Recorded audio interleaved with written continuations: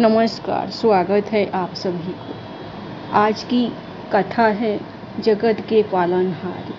किसी नगर में एक सेठ जी रहते थे। उनके घर के नज़दीक ही एक मंदिर था। एक रात्रि को पुजारी के कीर्तन की ध्वनि के कारण उन्हें ठीक से नींद नहीं आई। सुबह उन्होंने पुजारी जी को खूब डांटा कि यह सब क्या है। पुजारी जी बोले कि एकादशी का जागरण कीर्तन चल रहा था। सेठ जी ने कहा, जागरण कीर्तन करते हो तो क्या हमारी नींद हराम करोगे? अच्छी नींद के बाद ही व्यक्ति काम करने के लिए तैयार हो पाता है, फिर कमाता है, तब खाता है। पुजारी जी बोले, सेठ जी, खिलाता तो वह खिलाने वाला ही है। सेठ जी ने कहा, कौन खिलाता है? क्या तुम्हारा भगवान खिलाने आएगा? पुजारी जी बोले, वही तो खिलाता है। सेठ जी ने कहा, क्या भगवान खिलाता है? हम कमाते हैं, तब खाते हैं। पुजारी जी बोले, निमित्त होता है तुम्हारा कमाना और पत्नी का रोटी बनाना, बाकी सबको खिलाने वाले सबके पालनहार तो वह जगन्नाथ ही हैं। सेठ जी ने कहा, क्या पालनहार लगा रखा है? बाबा आदम के ज़माने की बातें करते हो। क्या तुम्हारा पालने वाला एक एक को आकर खिलाता है? हम कमाते हैं तभी तो खाते हैं। पुजारी जी बोले, सभी को वही खिलाता है। सेठ जी ने कहा, हम नहीं खाते उसका दिया। पुजारी जी बोले, नहीं खाओ तो मारकर भी खिलाता है। सेठ जी ने कहा, पुजारी जी, अगर तुम्हारा भगवान मुझे 24 घंटों में नहीं खिला पाया तो फिर तुम्हें अपना यह भजन कीर्तन सदा के लिए बंद करना होगा। पुजारी जी बोले, मैं जानता हूँ कि तुम्हारी पहुँच बहुत ऊपर तक है, लेकिन उसके हाथ बड़े लंबे हैं। जब तक वह नहीं चाहते तब तक किसी का बाल भी बक्का नहीं हो सकता। आजमा कर देख लेना। पुजारी जी की निष्ठा परखने के लिए सेठ जी घोर जंगल में चले गए और एक विशालकाय वृक्ष की ऊंची डाल पर यह सोचकर बैठ गए कि अब देखता हूँ इधर कौन खिलाने आता है। 24 घंटे बीत जाएंगे और पुजारी की हार हो जाएगी। सदा के लिए कीर्तन की झंझट मिट जाएगी। तभी एक अजनबी आदमी वहाँ आया।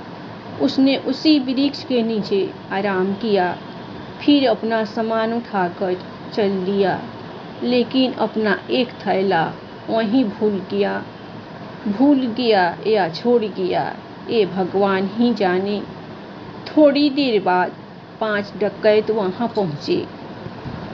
उनमें से एक ने अपने सरदार से कहा, उस्ताद, यहाँ कोई थैला पड़ा है। क्या है? जरा देखो खोलकर। देखा तो उसमें गरम गरम भोजन से भरा टिफिन था। उस्ताद, भूख लगी है, लगता है यह भोजन भगवान हमारे लिए ही भेजा है। अरे, तेरा भगवान यहाँ कैसे भोजन भेजेगा? हमको पकड़ने या फंसाने के लिए किसी शत्रु ने जी जहर वहर डालकर यह टिफिन यहाँ रखा होगा, अथवा पुलिस का कोई षड्यंत्र होगा। इधर उधर देखो जरा, कौन रख कर गया है। उन्होंने इधर उधर देखा, लेकिन कोई भी आदमी नहीं दिखा। तब डाकुओं के मुखिया ने जोर से आवाज़ लगाई, कोई हो तो बताए कि यह थैला यहाँ कौन छोड़ गया है। सेठ जी ऊपर बैठे बैठे सोचने लगे कि अगर मैं कुछ बोलूँगा तो ये मेरे ही गले पड़ जाएंगे। तो वे चुप रहे, लेकिन जो सबके हृदय की धड़कनें चलाते हैं भक्त वत्सल है, वह अपने भक्त का वचन पूरा किए बिना शांत नहीं रह सकते। ईश्वर ने उन डकैतों को प्रेरित किया, उनके मन में प्रेरणा दी कि ऊपर भी देखो। उन्होंने ऊपर देखा तो वृक्ष की डाल पर एक आदमी बैठा हुआ दिखा। डकैत चिल्लाए, अरे नीचे उतर। सेठ जी बोले, मैं नहीं उतरता। डकैत ने कहा, क्यों नहीं उतरता? यह भोजन तूने ही रखा होगा। सेठ जी बोले, मैंने नहीं रखा, कोई यात्री अभी यहाँ आया था, वहीं इसे यहाँ भूल कर चला गया। डकैत ने कहा, नीचे उतर, तूने ही रखा होगा जहर मिलाकर, और अब बचने के लिए बहाने बना रहा है। अब तुझे ही यह भोजन खाना पड़ेगा। सेठ जी बोले, मैं नीचे नहीं उतरूंगा और खाना तो मैं कतई नहीं खाऊंगा। डकैत ने कहा, पक्का तूने खाने में जहर मिलाया है? अब नीचे उतर और ये तो तुझे खाना ही होगा। सेठ जी बोले, मैं नहीं खाऊंगा, नीचे भी नहीं उतरूंगा। अरे कैसे नहीं उतरेगा? सरदार ने एक आदमी को हुक्म दिया, उसको जबरदस्ती नीचे उतारो। डकैत ने सेठ जी को पकड़कर नीचे उतारा। डकैत बोला, ले खाना खा। सेठ जी बोले, मैं नहीं खाऊंगा। उस्ताद ने चटाक से उसके मुंह पर तमाचा जड़ा दिया। सेठ जी को पुजारी जी की बात याद आ गई कि नहीं खाओगे तो मारकर भी खिलाएंगे। सेठ जी फिर भी बोले, मैं नहीं खाऊंगा। डकैत बोला, अरे कैसे नहीं खाएगा? इसकी नाक दबाओ और मुंह खोलो। डकैत ने सेठ जी की नाक दबाई, मुंह खुलवाया और जबरदस्ती खिलाने लगे। वे नहीं खा रहे थे तो डकैत उन्हें पीटने लगे। तब सेठ जी ने सोचा कि ये 5 है और मैं अकेला हूँ, नहीं खाऊंगा तो ये मेरी हड्डी फसली ये कर देंगे।